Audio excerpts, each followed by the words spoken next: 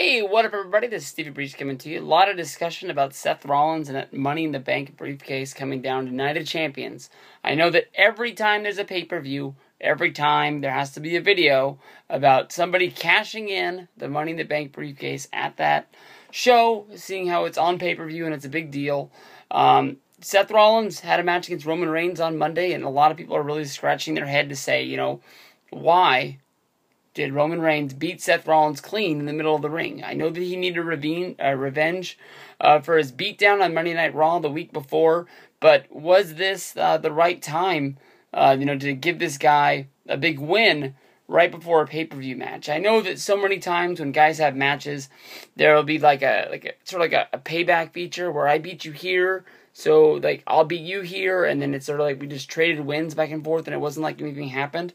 But I don't know, Roman Reigns having his first match against Seth Rollins, with the whole thing with their history with being in the Shield together, to me is a little bit of a surprise for it to have a clean finish, especially with Roman Reigns, the good guy, going over on top. I know that if you look at a lot of the cash-ins over the history of the WWE, the one that I really go back to was Edge. The night that Edge cashed in against John Cena at the night of the New Year's resolution. That would be the Elimination Chamber match. I always think that's in Puerto Rico, but that was the year beforehand. I can't remember where it was, but it was, where's Jem at when you need him? Jem would know where that son of a bitch was. But, Edge, lost to Shawn Michaels earlier in the night, and basically you looked at him and you want to be champion, and you can't even beat Shawn Michaels on pay-per-view. But at that time, we didn't even really know what the Money in the Bank briefcase was. We didn't know that you could be running around cashing that at any time.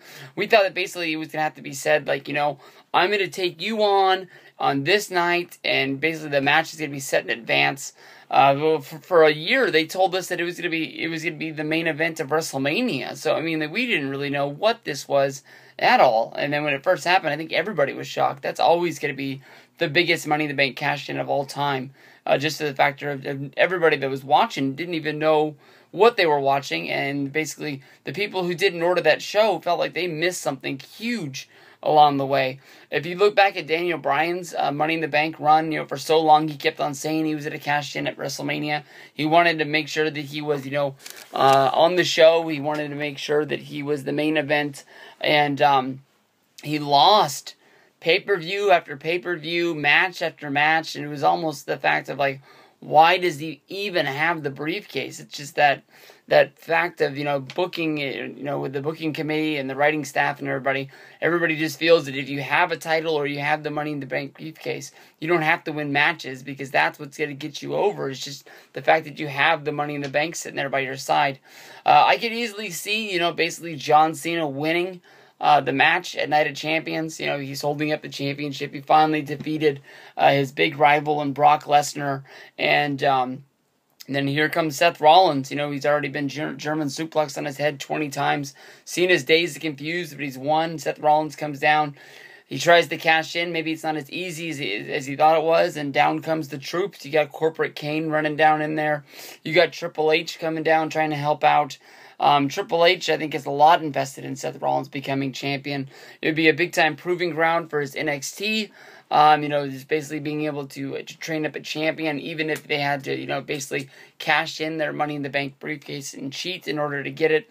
A champion is a champion, and that's all that really matters, to bring, a little bit of, just spotlight on the Performance Center and everything that he's doing down there as to show everybody, look what I did, and give himself a pat on the back.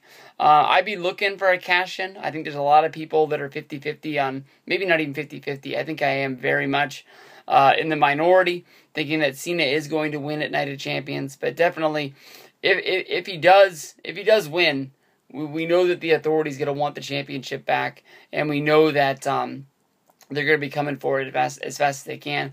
They have the same trouble they have with Cena.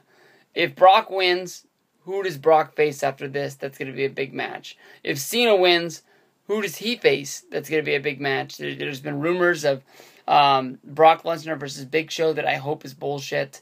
And John Cena versus Seth Rollins has been a match that's been rumored since SummerSlam.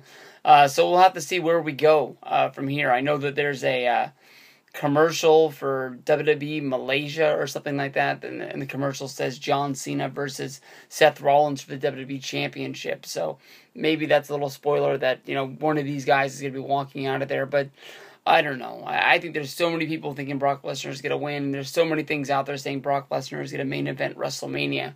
So if I was a betting man, I'd bet on Lesnar, and then the cash-in wouldn't even happen.